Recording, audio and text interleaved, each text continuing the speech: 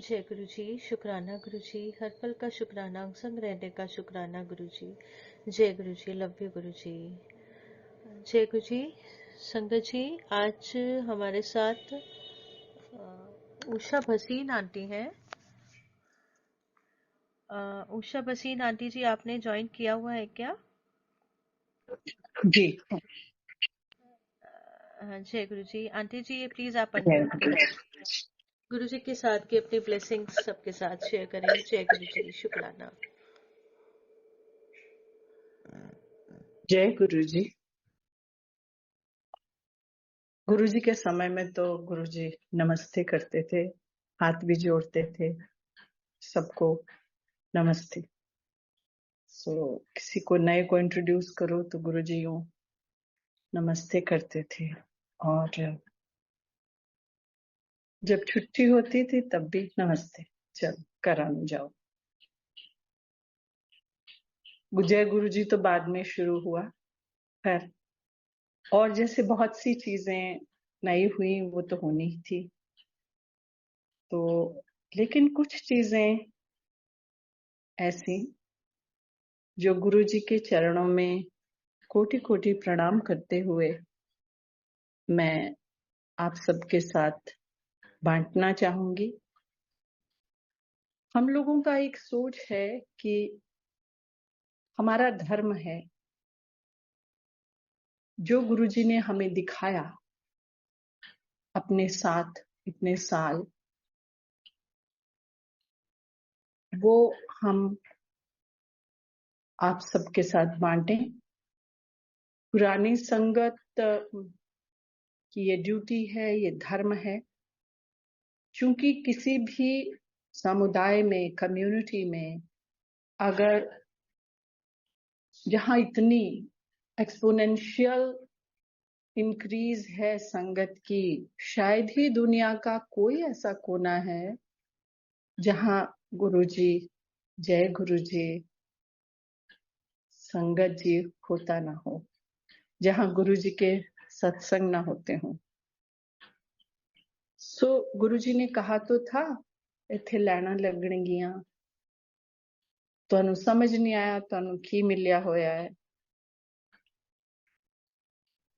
तुसी मेरी परछाई नू भी तरस जाओगे।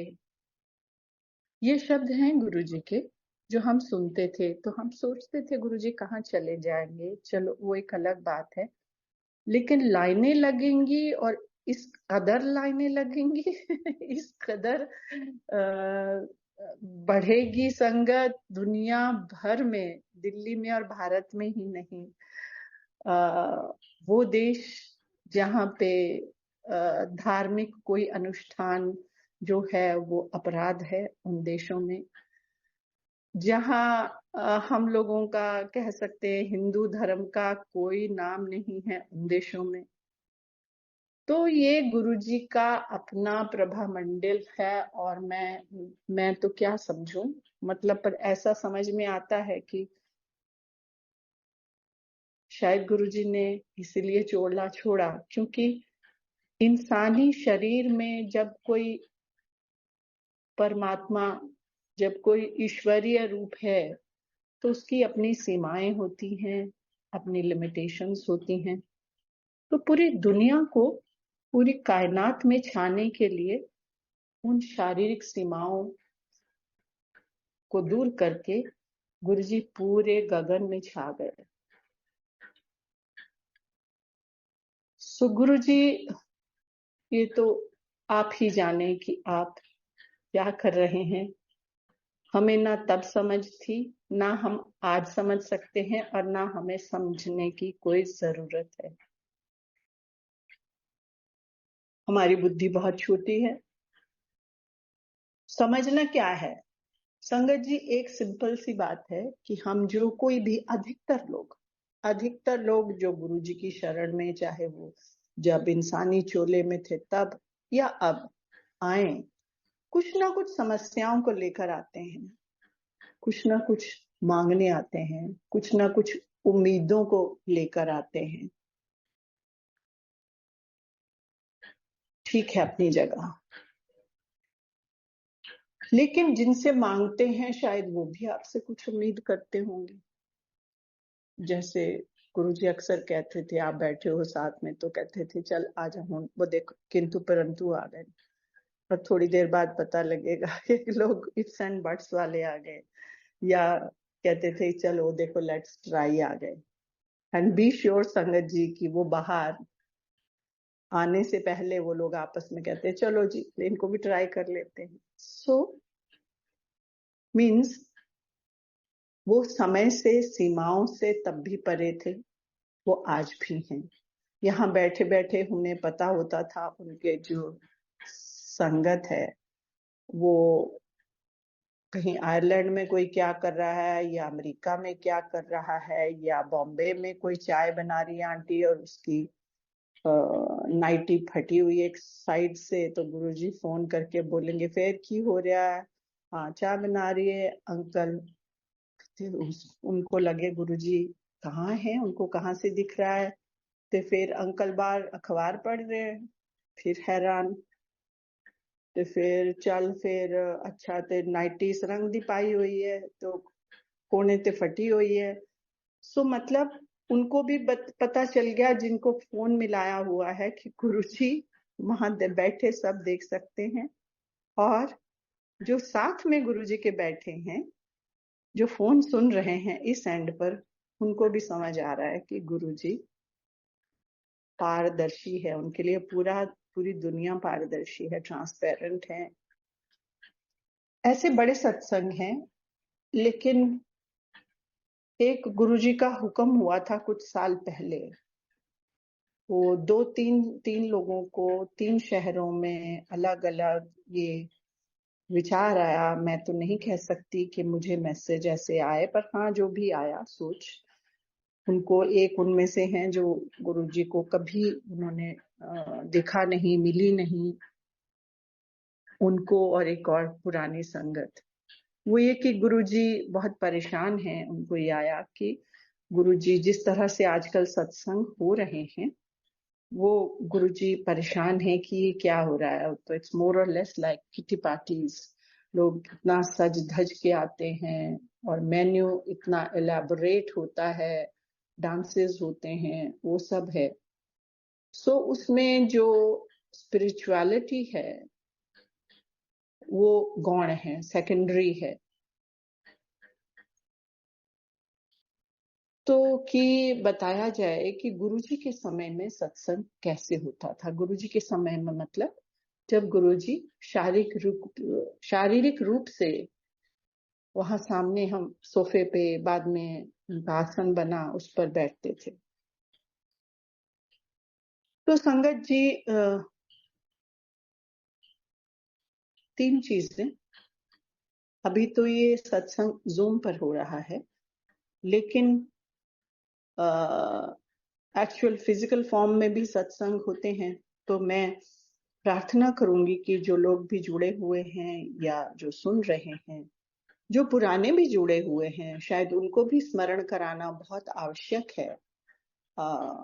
There are reasons for me to say that, कि उनको भी स्मरण कराना आवश्यक है कि गुरुजी के समय में कैसे होता था।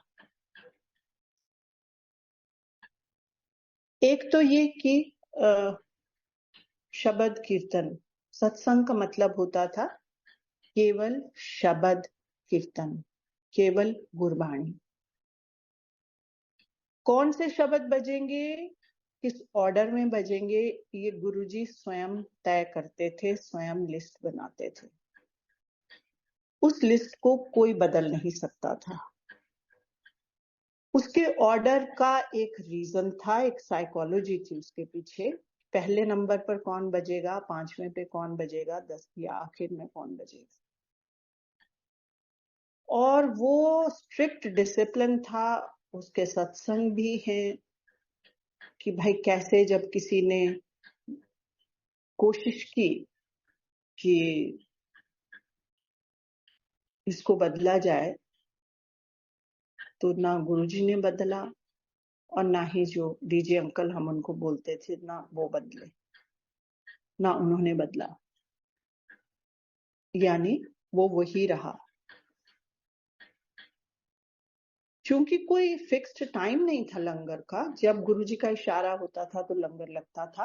हाँ, शब्द कीर्तन शुरू होने का समय था 7 बजे। 7 बजे सत्संग शुरू होता था और हम लोग वर्किंग थे, ना हमें ये था कि उसी वक्त पहुंचना है, तो अक्सर नहीं पहुंच पाते थे, एक्सेप्ट कि कभी जब छुट्टी होती थी तो पहले चले गए। सो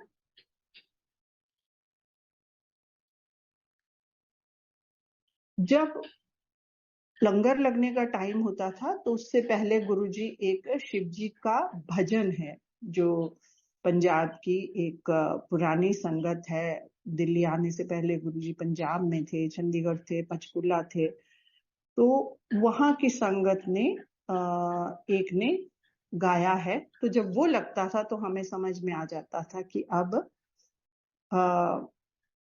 लंगर लगने वाला है।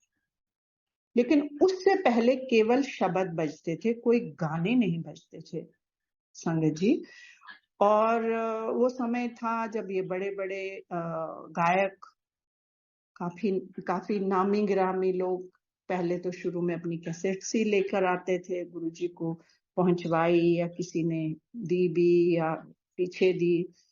तो बाद में सीडीज शुरू हो गई, तो उनको लगती थी उत्सुकता कि गुरुजी हमारा बजवा नहीं रहे हैं, ब्लेस नहीं हुआ। तो गुरुजी ऐसी सीडीज या ऐसे कैसेट्स को लंगर के दौरान लगवाते थे।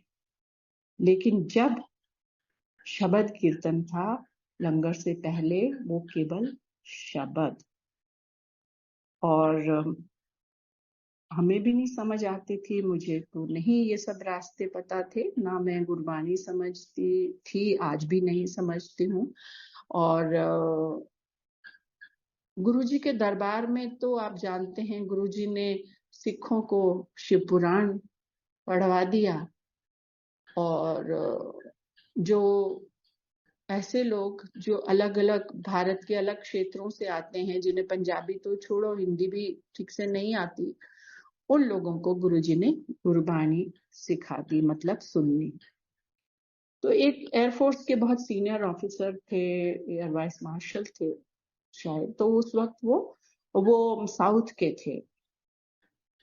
तो उन्होंने एक दिन गुरुजी को कहा कि गुरुजी समझ में नहीं आता है। तो गुरुजी ने काफी ऊंचे स्वर में कहा कि तनु समझण की ने क्या तो समाधि ला। यानी संगत जी, आपको शब्द वाणी को समझने की कोशिश भी अगर नहीं आती समझ, तो ना आए, मतलब उस स्वर का कान में पड़ना ही हमारा अंतःकरण की शुद्धि का एक बहुत नायाब, बहुत ही खूबसूरत तरीका है। और उसके ऑर्डर में ही होता था कि हम सब लोग दिन में अपने, कोई कहाँ से घरों से आ रहा है, कोई अपने ऑफिस से आ रहा है, कोई तरह तरह की जिंदगियों में हम लोग अपनी मसरूफ हैं। तो जब आते हैं तो हम अपने साथ बहुत सारा बैगेज, बहुत सारा कूड़ा करकट लेके आते हैं।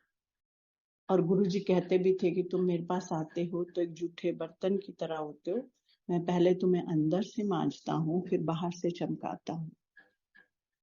तो हम सचमुच ऐसा ही फील करते थे कि इतना भारी होकर हम आते थे, और जब जाते थे तो ऐसे लगता था कि डस्टबिन खाली हो गया और हम इतने हल्के फुल्के होकर जा रहे हैं। तो गुरुजी का ये शब्द कीर्तन का ऑर्डर था कि आपके अंदर पहले तो वो सारा बैगेज निकले, एक माहौल बनता था संगत जी। जब एंटर करो, हम किसी को, एक दूसरे को देखते नहीं थे, शुरू में तो किसी को जानते भी नहीं थे, और बाद में बहुत कम लोगों से, मतलब ऐसा लगता था इंटरेक्शन होता था। मुझे लगता था हम इतना भाग भाग के ऑफिस छोड़ के आते हैं तो सोशलाइजिंग के लिए तो नहीं आते। सो जाओ, बाएं दाएं जो बाद में जानते भी थे एक दूसरे को, कोई एक दूसरे को सैल्यूटेशन नहीं होता था, कोई हेलो हाय नहीं, कोई स्माइल नहीं, कोई आंखों से इशारे नहीं, बस जाओ सीधा अगर आप लेट हो तो जाके गुरुजी को माथा टेको, लाइन लगी हुई है तो खड़े हो जाओ और माथा टेको और जाके अपना आंख मूंद के बैठ जाओ। उसके बीच में चाहे प्रसाद आता था, चाहे देने वाले लोग भारतीय सरकार के बहुत उच्च अधिकारी भी होते थे, फौज के भी होते थे, हर तरह के सेवादार थे और कोई आवाज नहीं होती थी। कांच के गिलासों में चाय मिलती थी और हर एक को अपनी चाय प्रसाद खुद लेना होता था, एक दूसरे का पकड़ाते नहीं थे, ये नियम था और आज भी है मंदिर में। तो और बस आंख मूंदो, अपनी चाय प्रसाद पियो और फिर वो ट्रे लेके घूमते थे तो उसमें डाल दो। तो ये दूसरा नियम आजकल हो रहा है, चाय प्रसाद के साथ खाने को भी मिलता है, तो और उसको बांटने में, उसको लाने ले जाने में, उसको खाने में आंखें तो खोलनी पड़ेंगी, ध्यान तो हटेगा। तो ये भी एक सत्संग का तरीका है कि आजकल मतलब कर सकते हैं, कुछ लोग करते भी हैं कि चाय प्रसाद के साथ कुछ देना नहीं है खाने के लिए। सो ये तो हुई दूसरी बात। तीसरी बात तो ये हुई कि जो गुरुजी जब हम गए तो कोई एक फूल की पत्ती नहीं होती थी और गुरुजी को कुछ नहीं चढ़ता था, वहां फोटोज वगैरह भी नहीं थी तब तो। सो ऐसे ही हुआ, सरकारी घर थे, मन हुआ कि फूल फाल भी होते थे, मोतिये के फूल थे, बड़ी खुशबू सुंदर। तो मुझे तो अपना याद है कि मैंने थोड़े से तोड़े और हाथ में रख लिए पूरे रास्ते में गाड़ी में और वहां जाके चरणों में डाले। फिर हम धीरे धीरे छोटी छोटी 5-5, 6-6 इंच की मैरीगोल्ड की मालाएं डालने लग गए धीरे धीरे। तो जब वो मालाएं एक दिन गुरुजी के घुटनों तक पहुंच गई तो अनाउंसमेंट हो गया कि कल से कोई फूल नहीं लाएगा। तो हमने साइड पे जो अब थोड़ी जान पहचान तो हो रही थी, दोस्ती, तो हमने उनसे पूछा क्यों, ऐसा क्यों हुआ। तो कहते गुरुजी इज कंसर्न्ड कि ये डिस्पोजल कैसे होगा इन फूलों का। तो संगत जी, ये सत्संग केवल इशारा है, समझना और उस पर अमल करना आपके ऊपर है। तीसरी चीज, लंगर। आज भी जब हम गुरुजी का लंगर खाते हैं तो वही एक मूर्त रूप है गुरुजी की ब्लेसिंग का। बाकी तो आपका आपके गुरु से कनेक्शन है। आप कैसा कनेक्शन बनाते हो, कैसी टेलीपैथी आपको होती है, वो सब आपके और आपके गुरु के बीच में है और वैसे उसके बीच में तीसरा कोई नहीं। तो ये भी एक ध्यान रखिएगा कि अगर आपको कोई बोले मैसेज वगैरह तो तब ऐसा जनरली गुरुजी बोलते थे कि डायरेक्ट कनेक्शन बनाओ। सो ये भी आप देखें, अब तो तरह तरह की चीजें शुरू हो गई हैं जैसे मैंने कहा। तो लंगर जो है उसको गुरुजी उस समय भी बहुत ज्यादा महत्व देते थे। उनको था कि कोई लंगर खाए बिना जा नहीं सकता था। जैसे कोई जा रहा है, उसकी फ्लाइट है या किसी को कहीं जाना है या कुछ है, तो गुरुजी कहते नहीं, लंगर खा के जाना है। कोई बोले गुरुजी मेरी फ्लाइट है, ये तू लंगर खा के जा। सो बी श्योर कि वो फ्लाइट या तो डिले हो गई होगी या किसी को ऐसे ही रोक लिया है। तो जब वो बाद में गई तो पता चला कि बाहर तो, अगर वो उस वक्त निकलते जिस वक्त वो उठ गए थे और गुरुजी ने ना रोका होता तो वहां एक मेजर एक्सीडेंट हुआ था। तो ऐसे बहुत सत्संग हैं, तो आपने सुने भी होंगे, पढ़े भी होंगे। और मुझे तो जो गुरुजी का हुक्म हो रहा है मैं वही आपके साथ बांट रही हूँ। तो लंगर का ये है कि एक तो मेन्यू, जितना समय हमारे सामने, हमने गुरुजी की कृपा से वहां सत्संग होते रहे एम्पायर स्टेट में, तो एक दाल होती थी, एक सब्जी, शुरू शुरू में तो वहीं पे एम्पायर स्टेट के किचन में ही लंगर बनता था। शुरू में थे भी हम बहुत कम लोग थे। पहली सर्दी में तो मेरे ख्याल कभी 10-15 लोग भी थे हम लोग। तो वही तवे की बड़ी बड़ी पंजाब की जैसे बड़ी बड़ी चपातियां होती हैं वो बनती थी। कभी ज्यादा हो गई तो कोई तंदूर की रोटी भी आ जाती थी, और एक दाल, एक सब्जी और चटनी, हरी चटनी।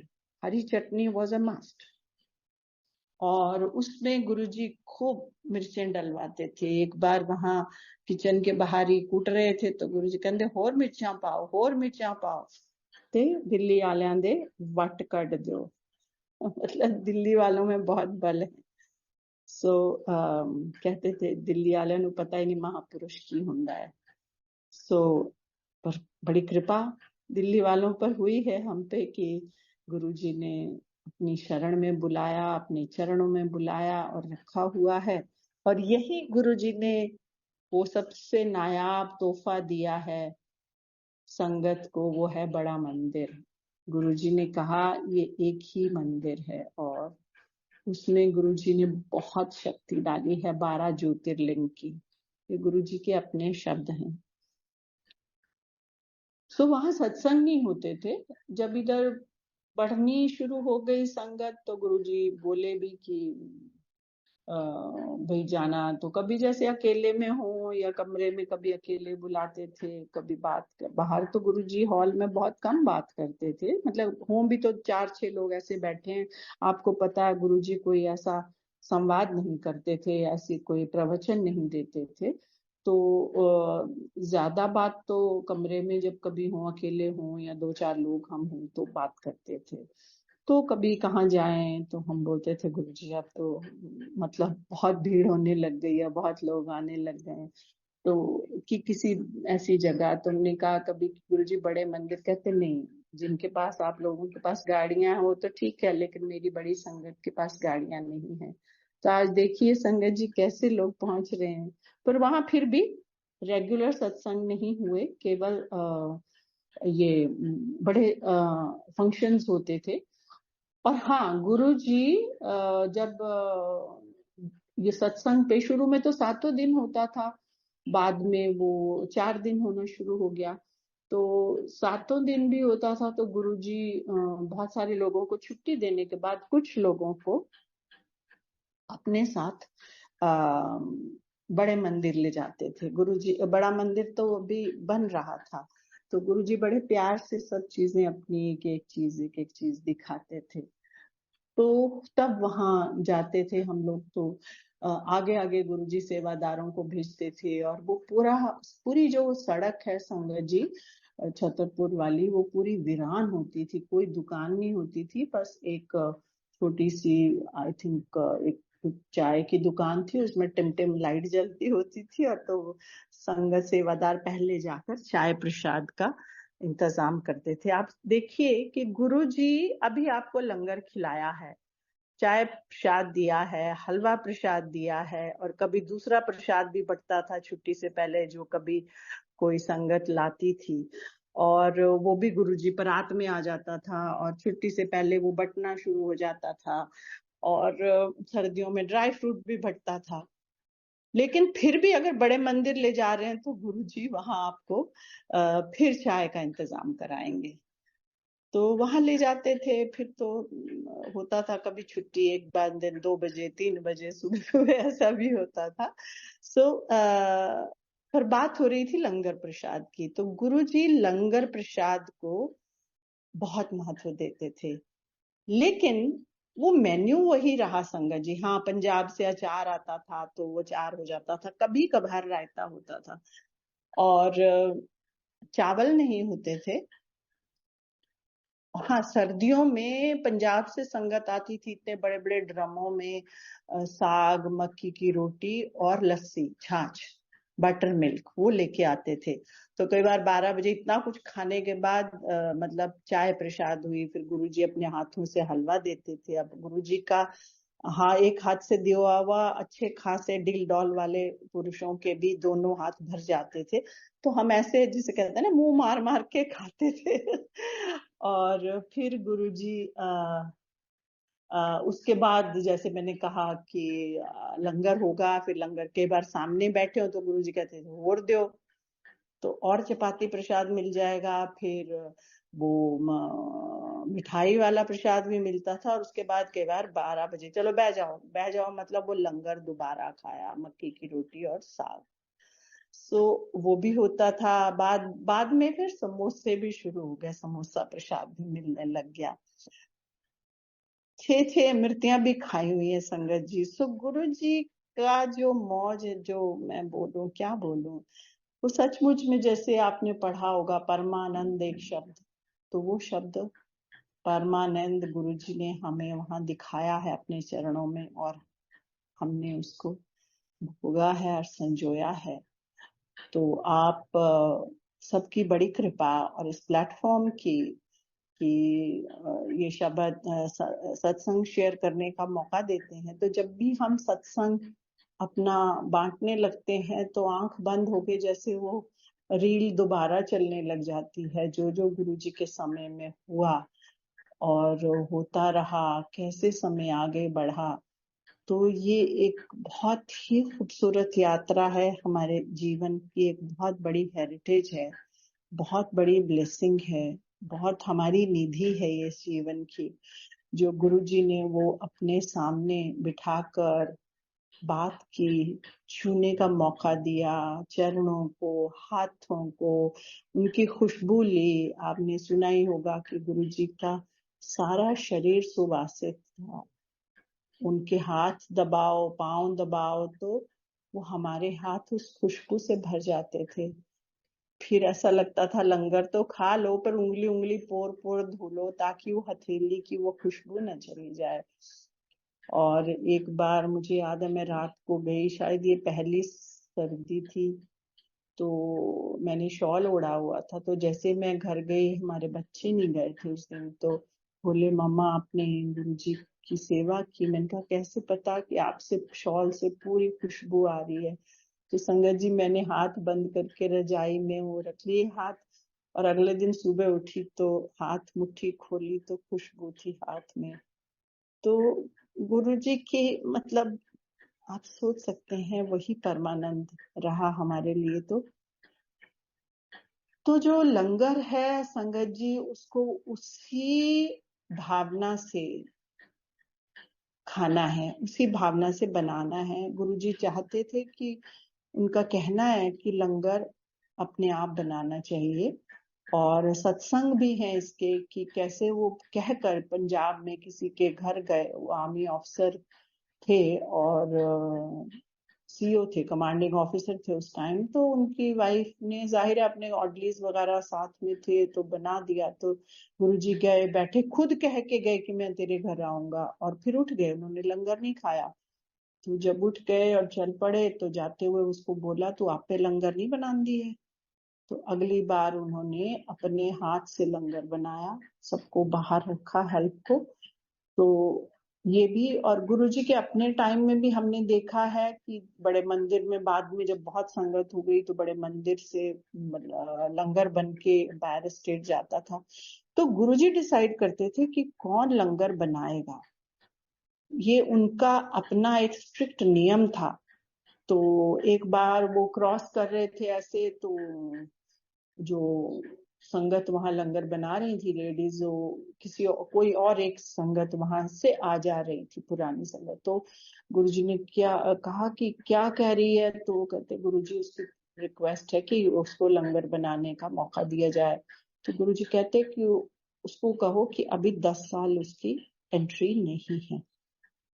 सो इससे ये स्पष्ट ही हो गया होगा संगत जी की लंगर बनाना जो है वो भी हर किसी के भाग्य में नहीं है, हर किसी को इसकी परमिशन नहीं है। और जाहिर है ये तो है ही कि स्वच्छता का गुरुजी बहुत ही ज्यादा उनको सफाई का ध्यान होता था। तो एक है बाहरी स्वच्छता और एक है भीतरी। तो भीतरी तो गुरुजी ही देख सकते हैं, वही आंक सकते हैं, हमारे आपके बस की क्या बात है। तो ये तीसरी चीज है लंगर। एक तो मेन्यू, दूसरा बनाना, और तीसरा उसके खाने की रिक्वेस्ट, रिस्पेक्ट। सो आजकल कई बार ये भी होता है बड़े सत्संगों में कि बहुत ज्यादा लंगर होता है, तो मुझे ऐसे लगता है कि नॉट ओनली कि सीनियर सिटीजन्स को प्रॉब्लम होती है, हर किसी को, और मुझे ऐसा लगता है कि वो हम फिर रिस्पेक्ट नहीं कर पाते when you are pushing that langar through your throat. तो आपको ये लगता है कि भाई खा रहे हैं, अब जैसे खाना तो पड़ेगा, मतलब, तो देने वाले को भी ये समझना चाहिए कि उतना ही दें जितना कि कोई इज्जत से, प्यार से, रिस्पेक्ट से खा सके, और इस चीज का निरादर नहीं होना चाहिए। और हम एक एक कण को मानते हैं। हाँ, प्लेटों को चाटना नहीं है, जैसे कि कुछ लोगों ने शुरू कर दिया। गुरुजी के सामने भी कोई नहीं चाटता था, चम्मच होते थे उससे हम लोग खाते थे। तो ऐसे नहीं कि उसको पोंछ पोंछ के नहीं देते थे, गुरुजी के सामने, गुरुजी सामने बैठे होते थे। सो ये सब चीज भी रिस्पेक्ट करनी बहुत ही जरूरी है। और संगत जी, सत्संग तो इतने जितने नभ में तारे, तो तारे कहाँ से, किन तारों को गिने। बस ये है कि अगर हम, गुरुजी एक चीज बोलते थे और मैंने शुरू में कहा कि वो हमसे क्या चाहते हैं, जो वो चाहते हैं उन्होंने इतने सिंपल शब्दों में बताया है। एक तो ये है कि अपना दिमाग जब यहाँ आओ तो अपना दिमाग जूतियों के साथ बाहर छोड़ के आओ, बट दैट इज जब आप गुरुजी के सत्संग में एंटर कर रहे हो तब। वैसे बोलते थे कि गावा मज्जा नु बुद्धि नहीं दी है रब ने, पर बंदे ने तो बुद्धि दी है, मतलब अपनी बुद्धि का इस्तेमाल करें, जो ठीक ठाक संगत चीजें हैं वो करें। और प्रैक्टिकल शब्द गुरुजी बहुत इस्तेमाल करते थे, बोलते थे कोई प्रैक्टिकल करके दिखावे। मैं, गुरुजी ने कभी नहीं कहा, उन्होंने इतने बड़े बड़े इलाज किए लोगों के, इतना कुछ उन्होंने किया, लेकिन उन्होंने कभी नहीं कहा कि मैंने किया। बस ये बोलते थे कोई करके दिखावे प्रैक्टिकल। सो एक ये, और दूसरा गुरुजी बोलते थे सरेंडर। बोलते भी हैं लोग कि सरेंडर किया है, लेकिन संगत जी, सरेंडर करना एक बहुत ही बड़ी लंबी यात्रा है और परपेचुअल एफर्ट है, बहुत ज्यादा अनवरत प्रक्रिया। तो कहीं सरेंडर करना तो एक बहुत बड़ा क्लेम है कि मैंने किया। सरेंडर करना आम आदमी के वश में नहीं है, हम गृहस्थों के वश में कहाँ है। गुरुजी ने आसान हमारे लिए ये कर दिया कि वो कहते कि रब नु प्यार करो, रब कोलों डरो नहीं। और अगर हम ये मानते हैं कि जो संगत है वो गुरुजी का रूप है, सब में गुरुजी समाये हुए हैं, सबके दिल में गुरुजी हैं, तो फिर आपको हर संगत को प्यार देना है, हर संगत को प्यार देना है। और अगर हम गुरुजी का प्यार ही बांटे सारे सब लोगों को, सिर्फ संगत ही नहीं और सबको भी, तो आप देखें कि आपका अपना भी वजूद, आपका अपना अंतर्मन, आपकी अपनी भीतर की भावनाएं, आपके अपने भीतर के एहसास, और आप अपनी एग्जिस्टेंस को कैसे महसूस करते हो, सब बदल जाता है। अर्थात वो एक शब्द प्यार ही है जो हमारे भीतर को बदल सकता है। And this is what Guruji wants. Guruji wants to transform you. ये जो मिरेकल्स है ना, ये जो मिरेकल्स हैं जो गुरुजी करते हैं, करते थे, करते रहेंगे। गुरुजी बोलते थे एक कम करन असी कोई नहीं आए, साडा कम कोई नहीं। और बोलते थे ना, आपने सुना होगा कि असली चीज तो कोई मंगदा ही नहीं। कोई कहंदा सैकटरी बना दो, कोई कहंदा मुंडे दा विआह कर दो, कोई कहंदा बिजनेस ही कर दो। असली चीज है, वो असली चीज क्या है? गुरु के चरण हैं। लेकिन जब चरण असल में होते हैं, आपने शब्द भी वो सुना होगा, गुरु नानक देव जी जब गए शिवराम राजे के वहां सिंगल द्वीप में, तो कैसे वो बदल गया, यानी उस राजपाट छोड़ने को तैयार हो गया। तो गुरु नानक देव जी ने कहा कि हम तुम्हारा राजपाट छुड़वाने नहीं आए, हम तो तुमको ये बताने आए थे कि जिन चीजों को तुम अपना समझ रहे हो, ये राजपाट, हाथी घोड़े, हीरे जवाहरात, ये तुम्हारे नहीं हैं, बस ये समझाना था। तो तुम जाओ और राज करो। अर्थात गुरुजी हमेशा कर्म करने पर बल देते थे। संगत जी, हम लोगों को अपने ऑफिस का इतना नहीं पता होता था जो गुरुजी को पता होता था। वो बोलते एक बार मुझे कि तेरी ये प्रमोशन कब होनी है, तो आई डिडंट रियलाइज कि I wasn't even thinking about it. So उन्होंने हमेशा कर्म को प्रधानता दी। उन्होंने कभी नहीं कहा कि अपना घर परिवार छोड़ के ये करो, मतलब बल्कि उनको अच्छा लगता था कि पूरा परिवार आए, पूरा परिवार आए तो बड़ी अच्छी ब्लेसिंग्स मिलती हैं। और उनको था लोगों के फाइनेंशियल एडवाइजर, मैरिज काउंसलर, बच्चों ने क्या पढ़ना है, किसने कैसी प्रॉपर्टी बनानी है, कहाँ लेनी, सब गुरुजी। किसने क्या गाड़ी लेनी है, सब गुरुजी। तो हमें तो कई साल समझ में नहीं आया कि हमारे साथ हुआ क्या। अभी भी लगता है किससे पूछें, बहुत बार लगता है संगत जी, आई वोंट डिनाई इट। लेकिन सवाल ये है कि अब इस एहसास के साथ जीने की आदत डालनी पड़ रही है, और गुरुजी कृपा करें, अपने चरणों में बना के रखें। इससे बड़ी प्रार्थना क्या हो सकती है। और जो गुरुजी चाहते हैं हम उनके कैसे संगत बने, so that we are worthy of his meher, we are worthy of his blessings, वो भी तो हमको बनना है।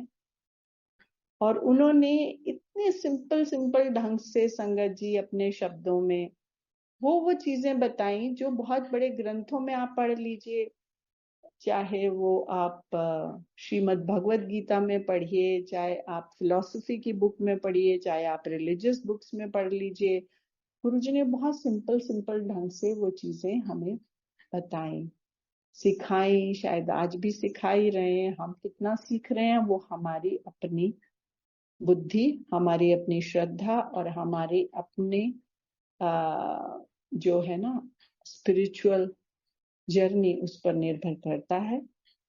और अगर हम सब सोचें कि बस मिरेकल हो जाए, मेरा ये सारा तन ठीक हो जाए, मन भी ठीक हो जाए, फाइनेंसेस भी ठीक हो जाए, सब ठीक ठाक हो जाए,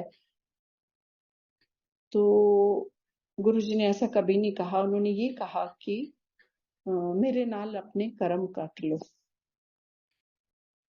अर्थात अपने कर्म तो काटने पड़ेंगे। और हम सोचें कि मिरेकल हो के हमारा जीवन एकदम आमूलचूल परिवर्तन हो जाए, तो हमारे कर्म कौन काटेगा। इसके सत्संग भी हैं। किसी ने कहा इसको एकदम ठीक करो, गुरुजी ने कहा तो मैंने तो कर दूंगा, लेकिन फिर जो इसका है ये अगले जन्म में फिर उस समस्या के साथ पैदा होगा। सो ये भी चीजें हैं। और हम ये समझें कि अगर हमें कोई कष्ट आया है तो ये हमारे अपने कर्म हैं। शुक्र है गुरुजी ने इतनी आस्था दी है कि हम उनको अपने कर्म समझकर उनको भोग लें। और गुरुजी ये कहते थे कि मैं 90% तो अपने ऊपर लेता हूँ, 10% तो मैं देता हूँ। हम तो उस 10% में ही उतावले हो जाते हैं, 90% जो भोग रहा है उसकी क्या बात। और सत्संग केवल एक ऐसा समय है संगत जी जब हम और कर्म अपने लिए अर्जित नहीं करते। अदरवाइज उठते बैठते बात करते सोचते विचारते हर वक्त हम कोई ना कोई कर्म अर्जित कर रहे होते हैं। तो गुरुजी ऐसी सद्बुद्धि हमें दें कि हम और बुरे कर्म केवल ये नहीं है कि चोरी डाका, ये हमने विचार किसी के लिए थोड़ा सा नेगेटिव कर दिया तो क्या, वो तो बुरा ही कर्म है। गुरुजी बोलते थे पॉजिटिव सोचो, अपनी सोच बदलो। अक्सर ये बात बोलते थे, पॉजिटिव सोचो, अपनी सोच बदलो। अर्थात हम लोगों की सोच ही गलत है। और ये भी गुरुजी ने बोला है कि आगे आगे टाइम बड़े माड़े आ रहे हैं।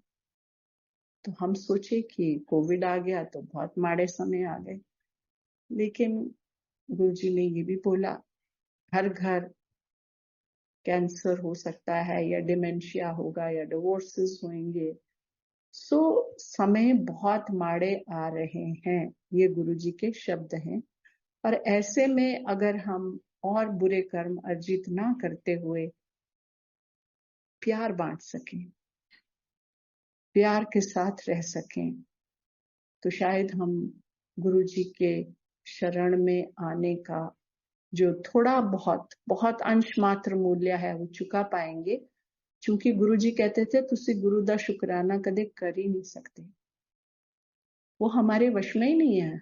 हम किस चीज का, आपको लगता है आज मेरा ये काम हो गया मैं शुक्राना कर दूं, हमें क्या पता उन्होंने कहाँ कहाँ हमें बचाया हुआ है, हमारे साथ क्या होना था। जो आपने गाड़ी तेज चलाई, एक्सीडेंट भी हो सकता था, उधर से भी आ गया कोई, बच सकता था। एक्सीडेंट हुआ तो जो चोट लगी उससे ज्यादा लग सकती थी, आप अपंग हो सकते थे। सो आपको नहीं पता कि कहाँ कहाँ वो बचा रहे हैं आपको। इसलिए जो आपको जानकारी है वो भी, लेकिन जो नहीं है उसके लिए भी उनका शुक्राना। और शुक्राना सच पूछिए हम समूचा कभी कर ही नहीं सकते, हमारी वो औकात ही नहीं है। तो संगत जी, जस्ट अ रिकैप, आशा है आप गुरुजी के रास्ते पे जो उन्होंने मुझे ये औकात दी कि मैं आपके साथ बांट सकूं, वो कुछ छोटी चीजें कि केवल शब्द कीर्तन, कोई गाने नहीं, कोई भजन नहीं। गुरुजी ने एक बार बोला कि ये मैं ही तो लिखे न, शब्दों को बोला ये मैं ही तो लिखे न। और आप अगर आप जाएं गहराई में गुरबानी में, तो उसमें कोई गुरु अर्जुन देव जी ने लिखा है, कोई गुरु गोविंद सिंह ने लिखे हैं, गुरुओं ने, इतने महान गुरु उन लोगों ने लिखे हैं। तो उनके साथ हम वो बजाएंगे जो मेरे जैसे आपके जैसे हम अदना लोगों ने लिखे हैं? Please know. तो केवल शब्द बानी बजाइए। हाँ, लंगर के समय आप जो मर्जी बजाइए, गुरुजी खुद बजाते थे पंजाबी, पुराने बहुत पुराने पंजाबी गाने पुराने सिंगर्स के। और नुसरत फतेह अली खान बहुत बजाते थे गुरुजी, तो वो उस समय बजाइए। और दूसरा, लंगर प्रसाद को सिंपल रखिए। सुना है दिल्ली आने से पहले तो चंडीगढ़ में गुरुजी ये भी बोलते थे पंजाब में कि लंगर मतलब दाल फुल्का, तब सब्जी भी नहीं होती थी। तो संगत जी, वो और जो लंगर बने वो बहुत श्रद्धा से और प्यार से बने, और सिंपल सिंपल। आज जो संगत देख रही है उनको भी नहीं कह सकते, क्योंकि उन्होंने जो सोशल मीडिया पे देखा वो वैसा ही देखा। तो गुरुजी तो सिंपल कपड़े भी पहनते थे, बहुत सिंपल, शुरू में सिंपल स्ट्रेट, प्रिंटेड भी प्लेन भी। और कॉटन के भी, हम पंजाब गए जब माता जी नहीं रहे, उसके बाद 3-4 महीने गुरुजी नहीं आए, तो वहां गुरुजी वो मैरून कलर का कॉटन का, मोटी कॉटन का कुर्ता और लुंगी पहने हुए थे। तो वो है सिंपलिसिटी।